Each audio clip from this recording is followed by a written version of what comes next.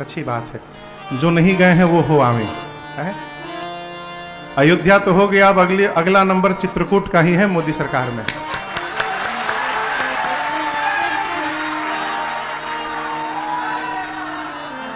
चित्रकूट जाने के बाद आपको ऐसा अनुभव होगा कि मानो आज भी राम जी वहां कहीं ना कहीं विचर रहे होंगे। वो दिव्यता और भव्यता आज भी है चित्रकूट में।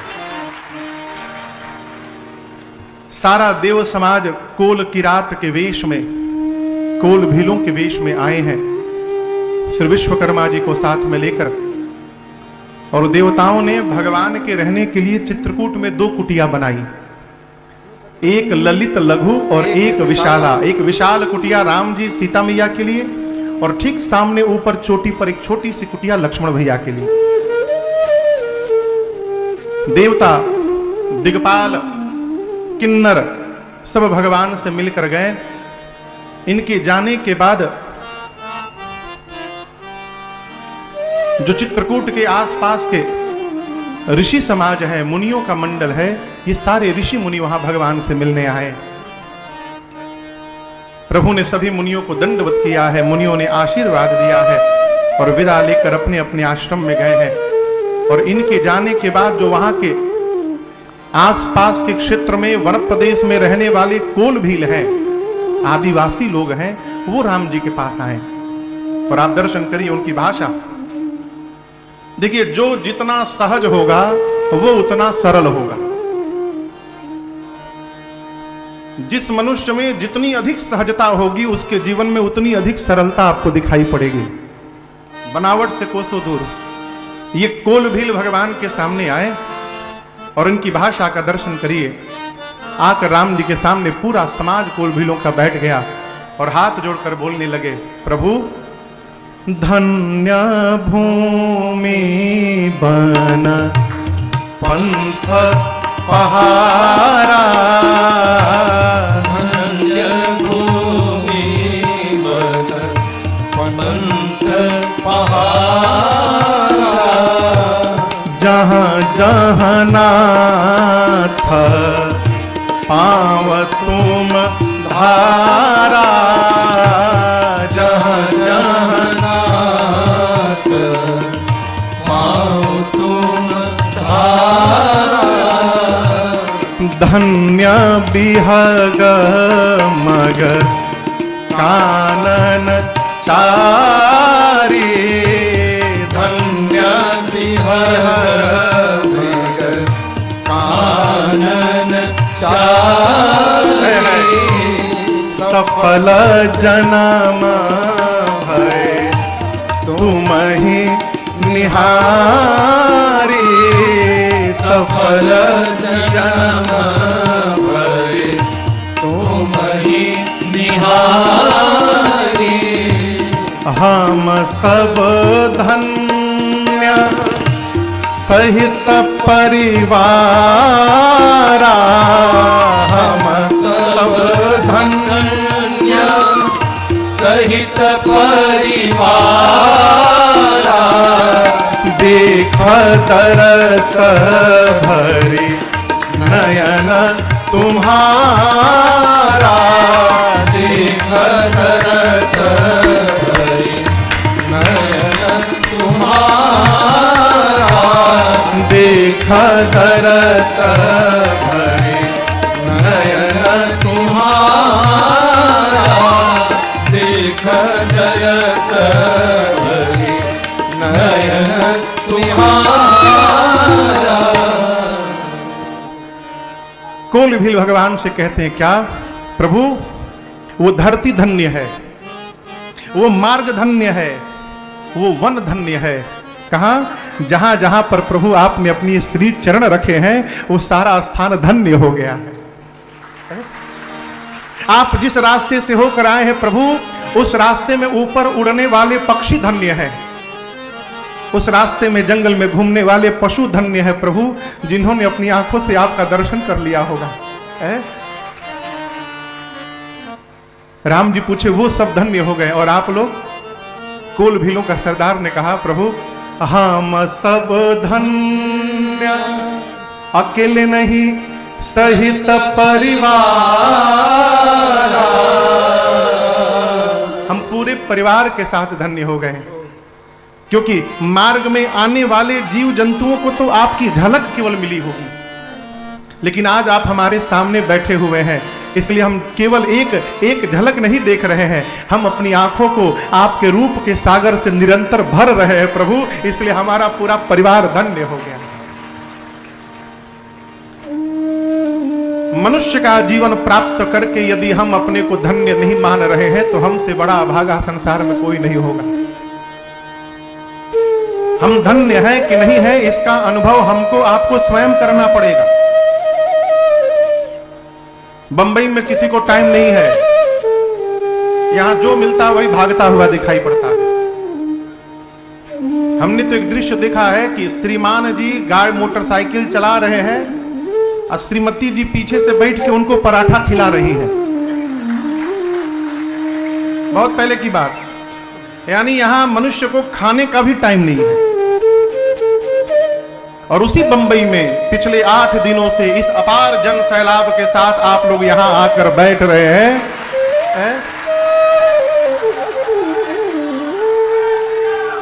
इसको सहज व्यवहार न मानिएगा, ये आपकी उपस्थिति ही आपके जीवन की धन्यता को बता रहा है।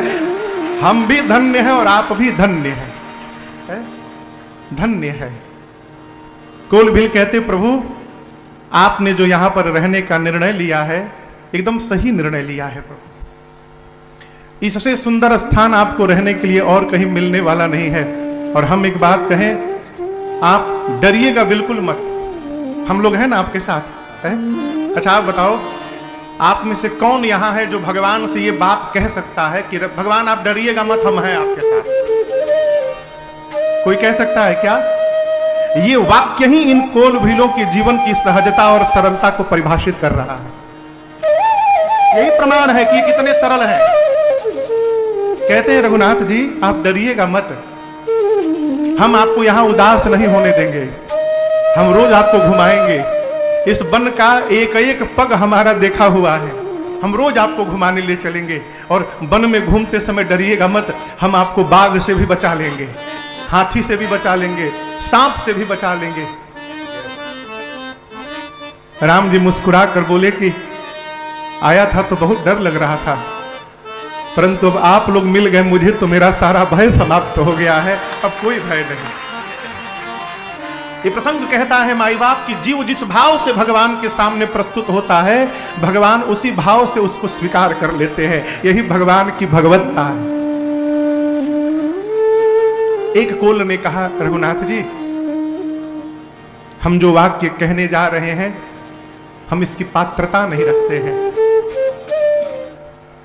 लेकिन प्रभु आप अपना परिवार छोड़कर यहां आए हैं, यदि हो सके ना तो आज से आप हम लोगों को ही अपना परिवार मान लीजिएगा। हम आपके परिवार हैं अब से, और हमको गैर ना समझिएगा। हम सेवक परिवार समेता नाथ न सकोचब आय सुदेवा।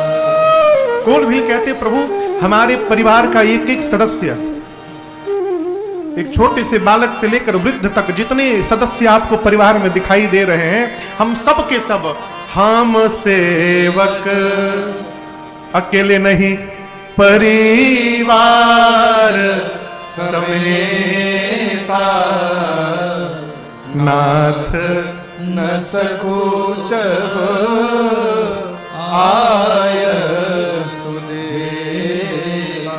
आप दर्शन करिए, ये कोलभिल वेदांत नहीं जानते, ये कोलभिल पुराण वेद नहीं पढ़े हैं, परंतु न जाने किस जन्म का इनका पुराकृत कर्म आज प्रबल हो गया है कि जिस रघुनाथ जी को एक झलक देखने के लिए श्री दशरथ जी महाराज ने 23,000 वर्ष तपस्या किए, उन्हीं भगवान का दर्शन इन कोलभिलों को बिना कुछ किए प्राप्त हो रहा है। ये जीवन के पुराकृत कर्म का प्रभाव है। कहे प्रभु हम सेवक हैं पूरे परिवार के साथ, कोई भी आज्ञा देनी हो आप संकोच न करिएगा। राम जी इनकी बातों को सुनकर मुस्कुरा रहे हैं। यहां गोस्वामी जी कहते हैं कैसे मुस्कुरा रहे हैं, जैसे एक पिता अपनी संतान की बात को सुनकर मुस्कुराता है। कोई दूसरा व्यक्ति कोई बात कहे तो मनुष्य ध्यान से नहीं सुनता, परंतु जब उसकी संतान कोई बात कहती है तो वो बड़ी ध्यान से सुनता है। हम आपको बतावें राम जी को कैसा सुख मिला इनकी बात सुनकर। आप में से जो जो अपने घर से अपने छोटे छोटे बच्चों को लेकर कथा पंडाल में आए होंगे, आए हैं ना, जैसे छोटा बच्चा यहां बैठा है, चारों तरफ बच्चे हैं। कल्पना करिए कि आपके घर का छोटा सा बच्चा कथा के बाद आप जब पंडाल से बाहर निकले उसकी उंगलियों को पकड़े हुए हैं और वो आपसे कहे कि पिताजी मैं छोटा हूं तो आप मुझे कथा में लेकर आए हैं, चिंता न करिएगा, आज जब वृद्ध हो जाएंगे आप, उस समय युवान रहूंगा मैं, उस समय आपकी उंगली को पकड़ के मैं कथा में ले आऊंगा। वो लाएगा कि नहीं लाएगा ये भगवान जाने, परंतु जिस समय वो संतान अपने पिता से ये बात कहेगी उस समय पिता के हृदय को जो सुख प्राप्त होगा माई बाप, वो सुख बताया नहीं जा सकता है। वही सुख मेरे रघुनाथ जी को प्राप्त हुआ है जब ये कोल भील बोले प्रभु डरिएगा मत, हम आपको रोज घुमाएंगे वन में। किसी ने प्रश्न किया पूज्यपाद गोस्वामी तुलसीदास जी से कि आप क्या बोल रहे हैं, जो भगवान वेद के कहने में नहीं आते, जो भगवान मुनियों के मनन करने में नहीं आते, वो भगवान इन वन में रहने वाले कोल भीलों की बात को ऐसे सुन रहे हैं जैसे पिता पुत्र की बात को सुनता है, ये कैसे संभव हो गया? इस प्रश्न का उत्तर भगवान शंकर मां भवानी से देते हैं। कहते देवी राम जी को ज्ञान प्रिय है कि नहीं प्रिय है ये मैं नहीं जानता, राम जी को वैराग्य प्रिय है कि नहीं प्रिय है ये मैं नहीं जानता, परंतु एक बात मैं जानता हूं कि राम जी को प्रेम से बड़ा प्रेम है, ये रहस्य मैं जानता है। ये शंकर जी बोले मां भवानी से, क्या? राम ही केवल प्रेम पियारा जानी ले जो जान निहारा, राम ही केवल प्रेम प्यारा जानी ले जो जान निहारा। भगवान शंकर कहते हैं कि राम जी को केवल प्रेम प्रिय है, केवल केवल लग गया, यानी इसके अलावा कुछ प्रिय नहीं है। और ये बात सबके लिए नहीं है, जानी ले हो जो जान निहारा, जानी ले जो जान निहारा। ये बात सब नहीं जान सकते, जो जानना चाहेगा वही जानेगा। क्या आप क्या कहते हैं महाराज, सब क्यों नहीं जान सकते? एक बड़े अद्भुत साधक भय प्रातः स्मरणीय साकेतवासी पूज्य श्री लक्ष्मण शरणदास जी महाराज, लक्ष्मण भैया की रचना है। कहते हैं जो प्रेम गली में आया नहीं प्रियतम का ठिकाना, क्या जाने जो प्रेम गली में आया नहीं प्रियतम का ठिकाना, क्या जाने जो प्रेम गली में आया नहीं, जो प्रेम गली में आया नहीं प्रियतम का ठिकाना, क्या जाने प्रियतम का ठिकाना, क्या जाने जिसने कभी प्रेम किया ही नहीं, जिसने कभी प्रेम किया ही नहीं, वो प्रेम निभाना, क्या जाने जिसने कभी प्रेम किया ही नहीं वो प्रेम निभाना क्या जाने जो प्रेम गरीब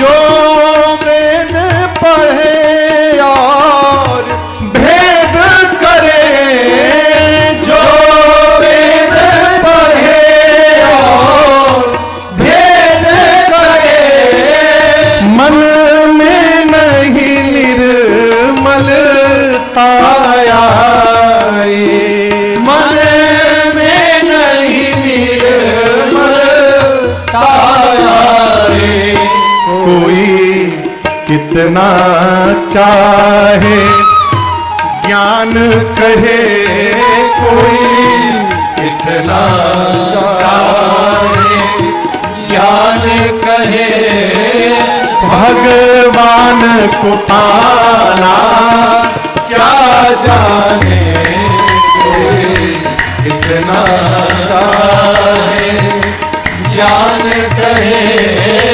भगवान को पाना क्या जाने जो प्रेम गरीब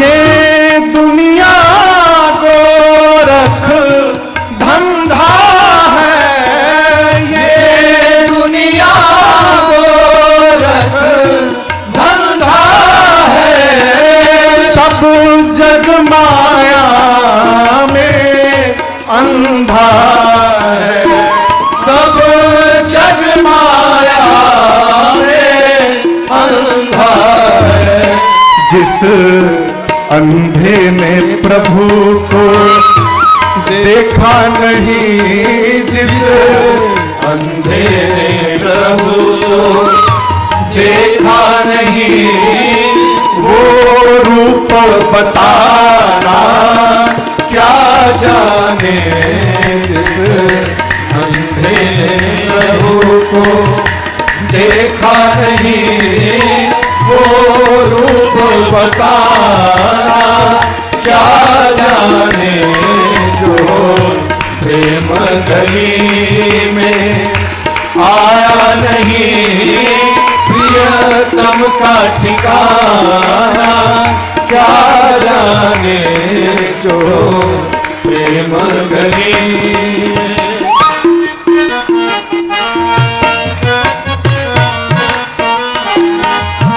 जिस दिल में न पैदा दर्द हुआ जिस दिल में न पैदा दर्द हुआ वो पीन पराए जाने क्या वो पीर पराई जाने क्या मीरा है दीवानी मोहन की मीरा है दीवानी मोहन के संसार दीवाना क्या जाने मेरा है दीवानी मोहन के संसार दीवाना क्या जाने जो प्रेम गली में आया नहीं प्रियतम का ठिकाना क्या जाने प्रियतम का ठिकाना क्या जाने प्रियतम का ठिकाना क्या जाने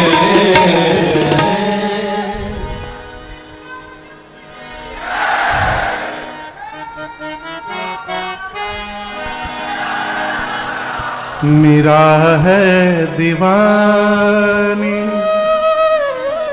मोहन की संसार दीवाना क्या जाने। भगवान शिव मां भवानी से कहते हैं, देवी रघुनाथ जी को केवल प्रेम प्रिय है, बस केवल प्रेम। यदि आपके पास प्रेम नहीं है और सब कुछ है तो सब होना व्यर्थ है। आदमी भगवान को कहां नहीं ढूंढ रहा है, मंदिर में, तीर्थ में, आकाश में, पत्थर में, लेकिन वो भगवान है कहां, ये प्रश्न है। एक बहुत पुराना एक पृष्ठ मुझे मिला कहीं कचड़े में, उस पर जब मेरी दृष्टि गई तो उस पर 4 पंक्तियां लिखी थी। मैं जब पढ़ा तो उसको साफ करके उसको घर में ले जाके रखा हूं, आज भी है वो। और क्या अद्भुत सूत्र है उस पर। कहते हैं ये भगवान कहां है, नहीं भीतर है, नहीं बाहर है, नहीं भीतर है, नहीं बाहर है, न विरक्ति में है, न विलास में है,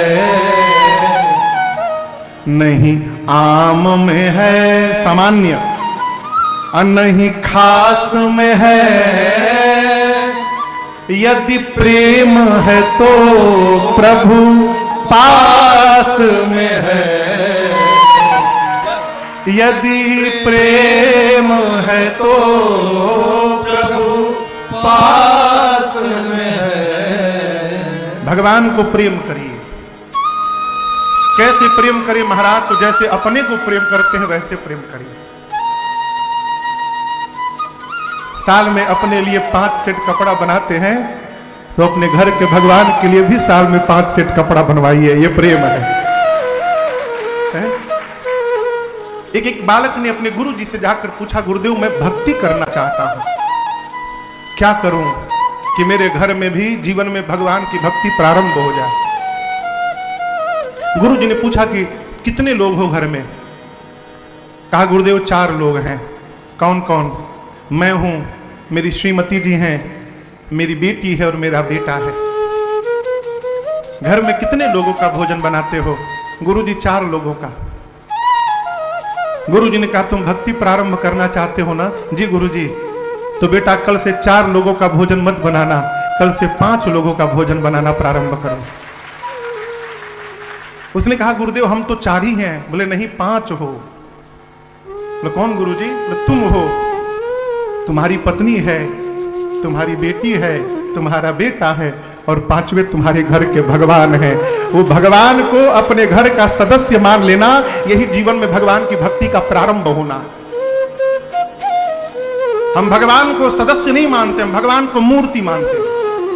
वो मूर्ति है, मूर्ति न मानिए, घर का सदस्य मानिए। यदि साल में 4 लोगों का जन्मदिन मनाते हैं तो अब साल में 5 जन्मदिन मनाइएगा। एक अपने भगवान का जन्मदिन मनाइए, घर में 5 लोगों का भोजन बनाइए। कपड़ा आवे तो 5 लोगों का कपड़ा आवे। भगवान को अपने जैसा प्रेम करना, यही भगवान की भक्ति है। कोल भीलों को भगवान ने खूब आदर दुलार करके, राम सकल बनचर तब तो से, कहीं मृदु बचन प्रेम परितो से। है प्रभु ने विदा किया है। चित्रकूट में मेरे प्रभु मैया और भैया के साथ बड़े आनंद में रहते हैं।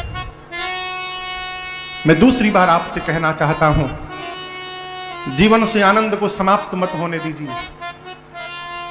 आनंद का स्वभाव संबंध अभाव से नहीं है, आनंद का संबंध स्वभाव से है। यदि स्वभाव में आनंद में रहने का ढंग आ गया माई बाप, पास में ढेला भी नहीं रहेगा, उसके बाद भी जीव आनंद में बना रहेगा। और स्वभाव में रोने का ढंग यदि आ गया तो ऐश्वर्य पर बैठने के बाद भी जीव रोता हुआ ही दिखाई पड़ेगा। मेरे गोस्वामी जी कहते हैं कि भगवान चित्रकूट के वन में कैसे रहते हैं, जैसे देवलोक में देवराज इंद्र अपनी पत्नी मां सची और पुत्र जयंत के साथ रहते हैं, उस प्रकार मेरे रघुनाथ जी चित्रकूट में मैया और भैया लक्ष्मण जी के साथ रहते हैं। ये जीवन का आनंद है। इधर सुमंत जी महाराज अयोध्या पहुंचे हैं। और आपको बताऊं, श्री चक्रवर्ती जी महाराज इसी राह में थे। सुमंत जी से कहे थे, सुमंत रथ लेकर जाओ, मेरे राम को रथ पर बिठाकर 4 दिन वन में घुमाना, उसके बाद वापस ले आना।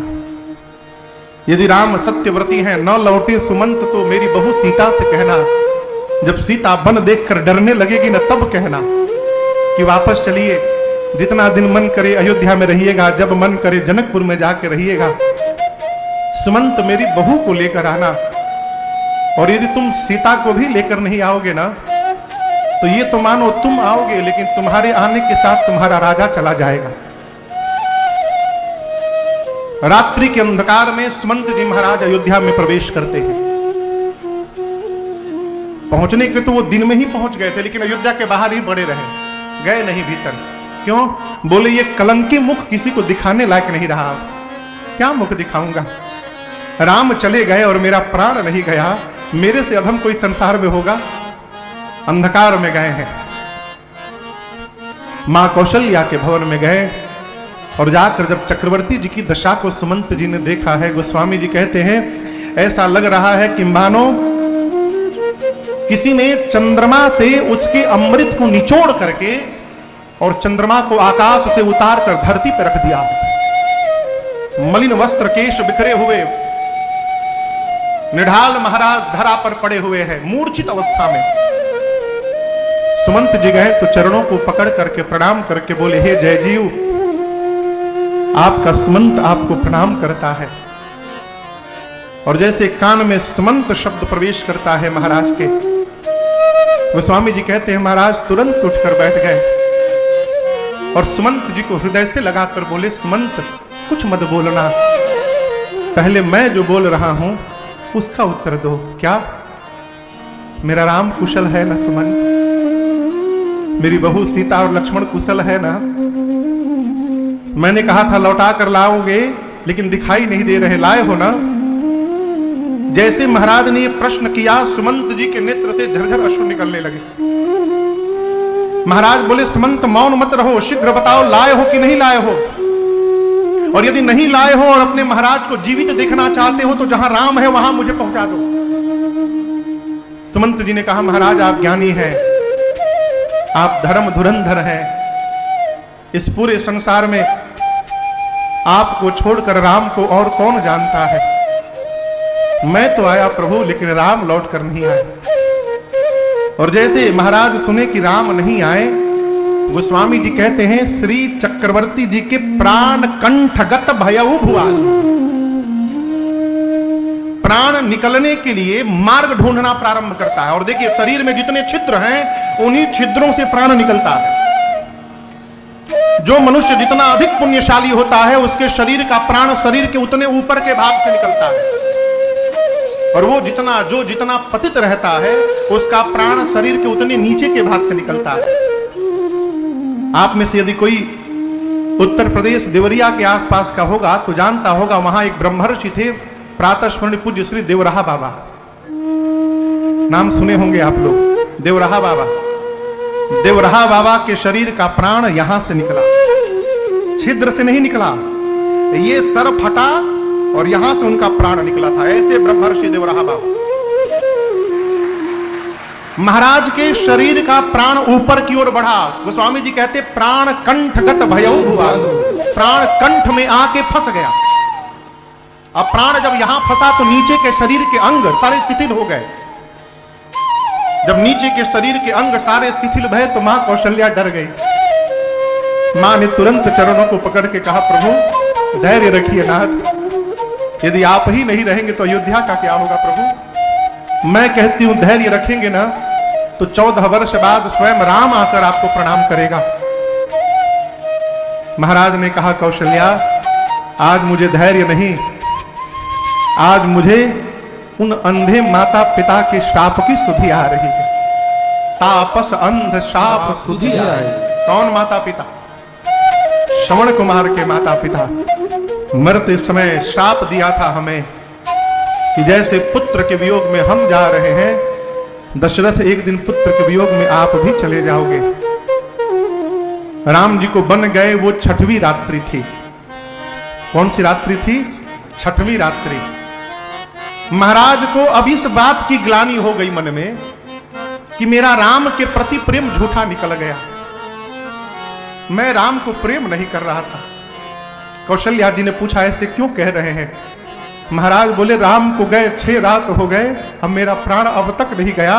यदि मैं प्रेम करता रहता तो राम के जाने के साथ ही मेरा प्राण निकल गया। और मानो महाराज प्रायश्चित करने लगे। यहां गोस्वामी जी कहते हैं मरने से पहले श्री चक्रवर्ती जी ने 6 बार राम बोला है। कोई जीवन में एक बार राम बोलने के लिए तरसता है कि मरते समय एक बार राम निकल जाए, और महाराज ने 6 बार राम कहा। मानो एक दिन के लिए महाराज एक बार राम जी को याद कर रहे हो। राम राम कही, राम कही, राम राम कही, राम तन परिहरि रघुबर बिरह, राम गयो सुरधाम। 6 बार मुख से राम राम राम राम राम राम कह के गोस्वामी जी तो कहते हैं जैसे कोई तिनके का त्याग कर दे। तिनका समझते हैं? तिनका, तिनका यदि आपके कपड़े पर यहां काले रंग का तिनका दिखाई पड़ जाए तो आदमी ये नहीं सोचता है कि अभी हटाऊं कि कल हटाऊंगा, दिखाई पड़ते हटाता है। जैसे कोई तिनके को छोड़ देता है, उसी प्रकार महाराज ने तुरंत अपने प्राण का त्याग कर दिया। 6 बार राम राम राम राम राम राम कह के महाराज ने प्राण त्याग दिया। माताएं विलाप करने लगी।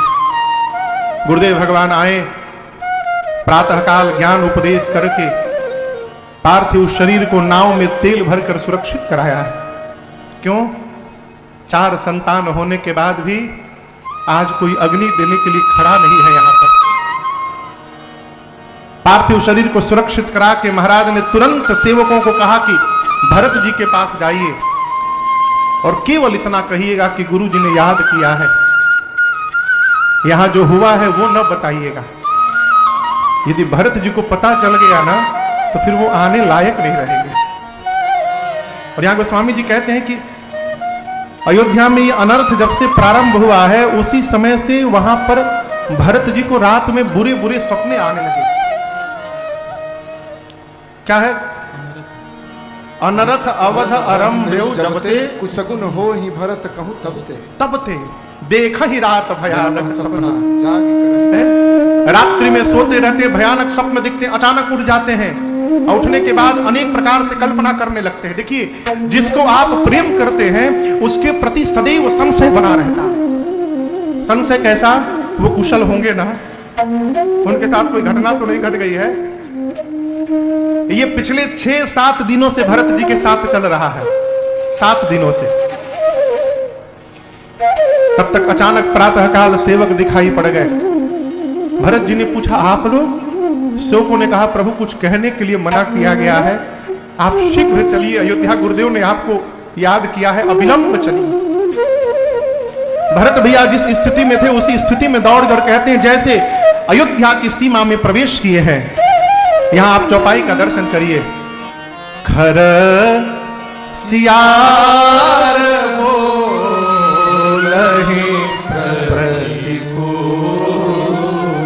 गधे सियार सब प्रतिकूल ध्वनि बोल रहे हैं।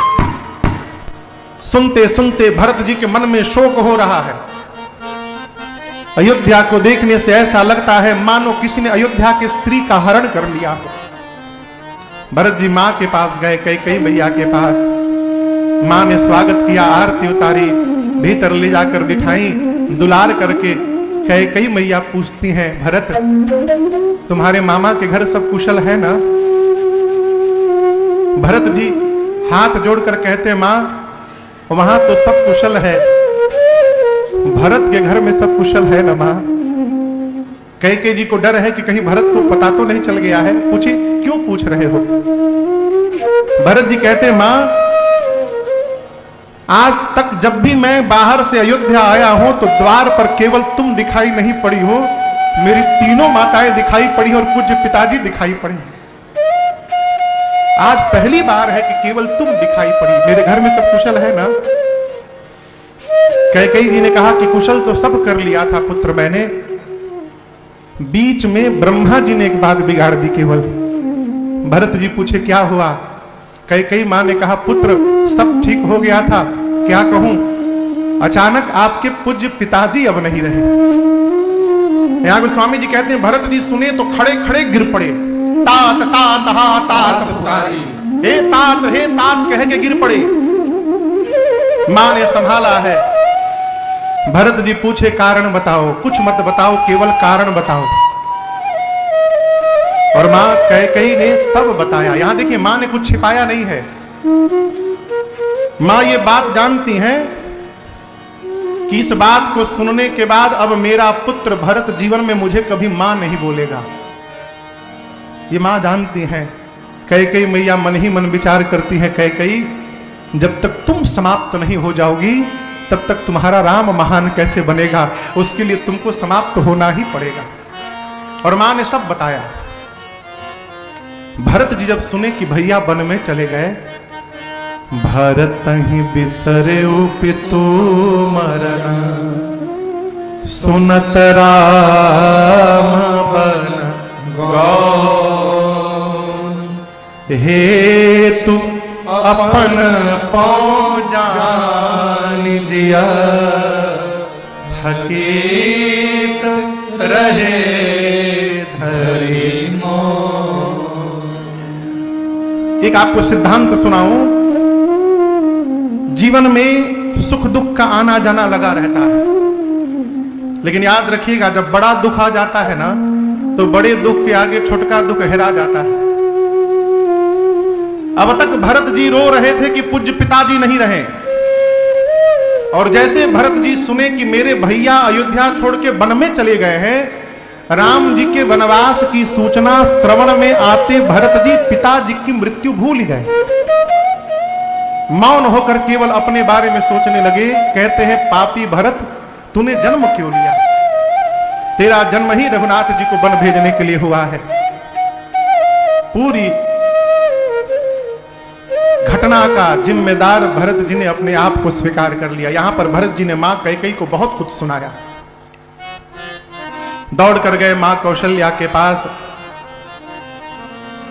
यहां दर्शन करिए, गोस्वामी जी कहते हैं मां अपने कक्ष में बैठकर रो रही हैं। कौन कौन? कौशल्या मैया। रोते समय आंख में आंसू रहते हैं, आंसू में साफ दिखाई नहीं पड़ता, धुंधला दिखाई देता है। मां रो रही हैं। दरवाजे पर भरत जी आके खड़े हो गए। भरत जी और राम जी देखने में बिल्कुल एक जैसे हैं। मां को आंसू के चलते स्पष्ट दिखाई नहीं दे रहा है, हल्का सांवला रंग दिखाई पड़ा। मां कौशल्या को लगा कि मानो रघुनाथ जी आ गए हो द्वार पर। मां इतने भाव में उठकर दौड़ी है, विह्वलता में। गोस्वामी जी कहते द्वार तक पहुंची नहीं, बीच रास्ते तक आते आते मैया मूर्छित होकर गिर गई। कौशल्या मैया मूर्छित होकर गिर गई। भरत जी डाक जाकर मां के चरणों को पकड़कर रोने लगे। मां ने भरत जी को उठाकर गोद में बिठाया। बार बार भरत जी मां के मांग को देख रहे हैं। कहते मां इस पूरे संसार में कोटि भुवन मोहि सरिसा अभागी। मां इस पूरे त्रैलोक्य में मेरे समान अभागा कौन होगा मां? जिस संतान के चलते मां के मांग का सिंदूर समाप्त हो जाए, उससे बड़ा अभागा कोई संतान नहीं हो सकता। मां वो अभागा मैं। मां पूज्य पिताजी कहां है मां? मेरे भैया राम कहां है मां? मेरी भाभी मां कहां है मां? मेरा भाई लक्ष्मण कहां है मां? भरत जी को मां हृदय से लगा कर मां भी रोने लगी। भरत जी कहते मां जब जब याद पड़े रघुराई,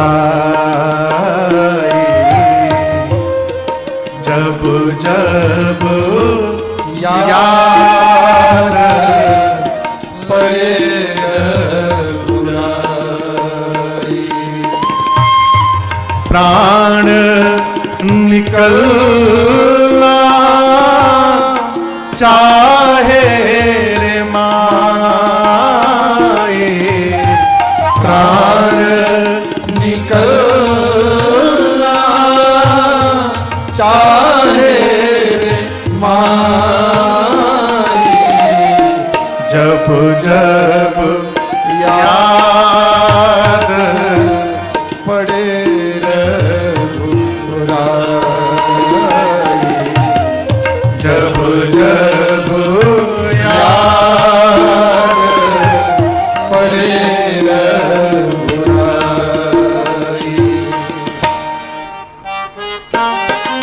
भरत जी पूछते हैं माँ से, माँ भैया कुछ पाँव में पहन के गए हैं ना? माँ बोली कुछ नहीं पहने।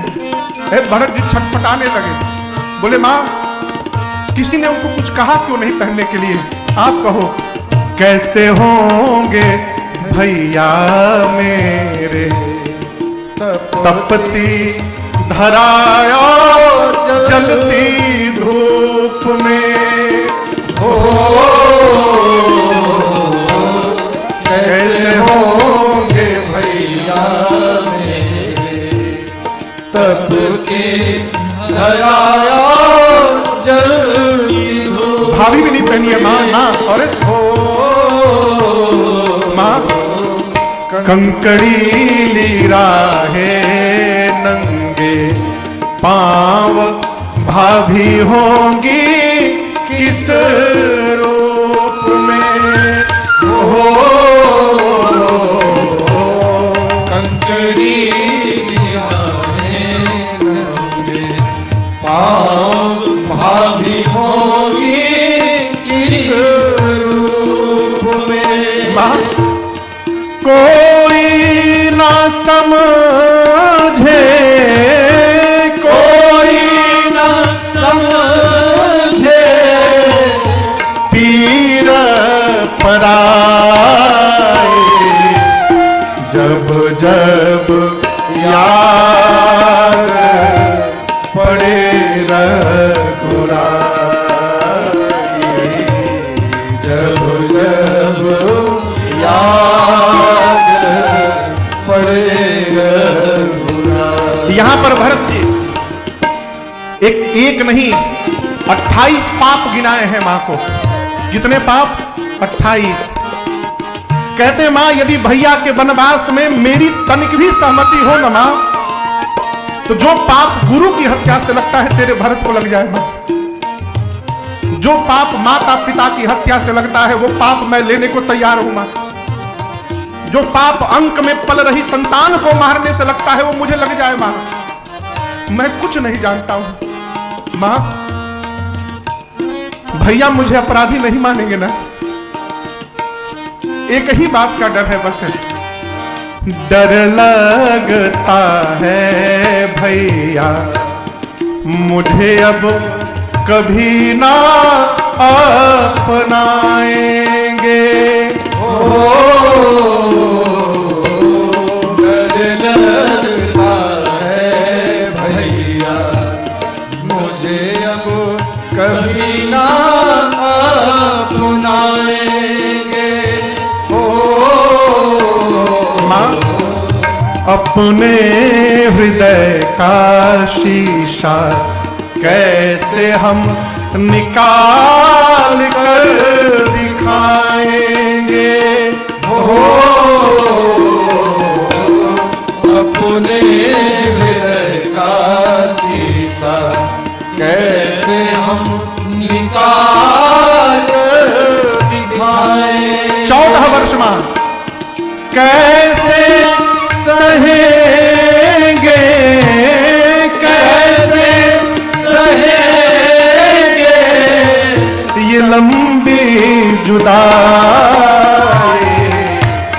जब जब याद पड़े रघुराई। जब जब याद